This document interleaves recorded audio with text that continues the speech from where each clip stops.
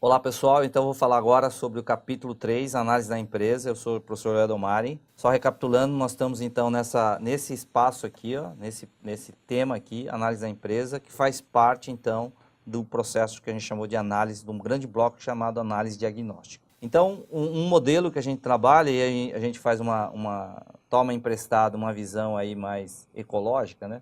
Que é a visão da floresta, a gente enxergar a empresa. Então, nesse capítulo aqui a gente vai trabalhar bastante a questão da empresa.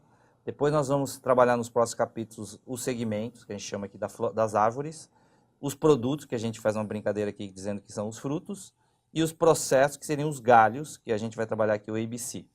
E por último, os clientes, que a gente usou aqui uma figura dos pássaros. Então, quando a gente estiver falando aqui de análise da empresa, nesse capítulo aqui, no que nós vamos trabalhar? Nós vamos trabalhar, por exemplo, questão de eficiência operacional, questão de rentabilidade operacional, ROI, EVA, lucro econômico, EBITDA ou EBITDA, alavancagem, capital de giro, CAPEX, análise de fluxo de caixa. Então, vou explorar um pouco mais essa questão da análise da empresa.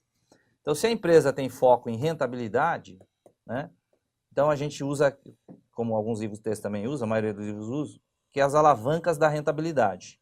Então, as alavancas da rentabilidade, você basicamente tem duas alavancas, a eficiência operacional e a produtividade do investimento, que o pessoal também chama de giro. Quer dizer, então é margem e giro. E aqui nesse capítulo a gente explora bastante, tentando ter uma visão de negócios, né? Como que negócios e estratégias influenciam a questão de eficiência operacional. Como decisões de negócios influenciam o giro, né? E aí você pode usar esse capítulo para fazer benchmark usando a organização sua versus uma organização que você queira se comparar. Bom, então aqui a visão da eficiência operacional e a visão da produtividade do investimento.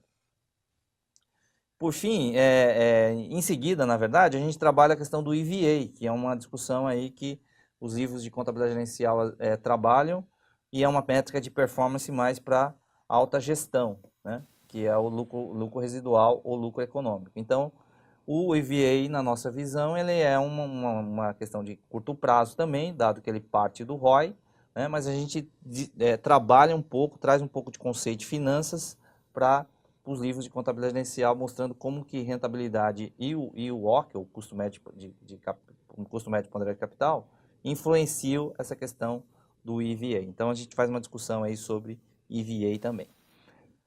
Nesse gráfico aqui, ou nessa figura, a gente faz uma matriz de quadrantes. Sempre você vai ver que o nosso livro tem essa discussão dos quadrantes, né, que é uma visão bem que a gente toma emprestado da literatura de estratégia. Então, por exemplo, aqui a gente fala do dilema do curto prazo versus longo prazo. Então, aqui a gente discute, por exemplo, crescimento de valor da empresa, ou múltiplos, né, o valor da empresa, versus um foco em rentabilidade, que é ROI. Então, por exemplo, nesse quadrante aqui a gente explora essa questão assim, ó, se a empresa está crescendo o ROI e o valor da empresa está melhorando, quer dizer que a organização está corretamente adotando as melhores práticas, está tomando as melhores decisões. Mas, por outro lado, se o ROI estivesse crescendo e o valuation, o valor da empresa esteja caindo, portanto, isso aí pode ser um problema disfuncional. Aqui você tem, então, uma situação de risco e a gente explora também nessa questão quando a gente estiver analisando a empresa. Tá? Então, esse modelo de quadrantes você vai encontrar bastante no nosso livro, que a gente entende que isso dá uma reflexão estratégica sobre as análises. Tá certo? Mais um quadrante aqui que a gente desenvolve no trabalho. Por exemplo, com duas grandes perguntas, dois indicadores, na verdade três, né? Dívida, EBITDA e receita, você consegue enquadrar a sua organização. Então a gente explora aqui nesse modelo de quadrantes, de novo agora, só que trabalhando com eficiência versus endividamento ou alavancagem. Então aqui também a gente ajuda, nesse livro aqui, nesse capítulo especificamente, a gente discute como que você pode se fazer o seu diagnóstico. A sua organização está nesse quadrante aqui, ó, por exemplo, ela é muito endividada, mas a operação vai bem, obrigado. Muito bem, o que ela deveria fazer então? Então, genericamente, poderíamos dizer que é uma empresa que precisa tomar um remédio, que é o remédio financeiro, né? Então, agora, se ela tem os dois problemas, né, ou a gente pode falar oportunidades também, se ela tem problema de endividamento e eficiência, então ela teria que tomar, entre aspas, dois remédios combinados.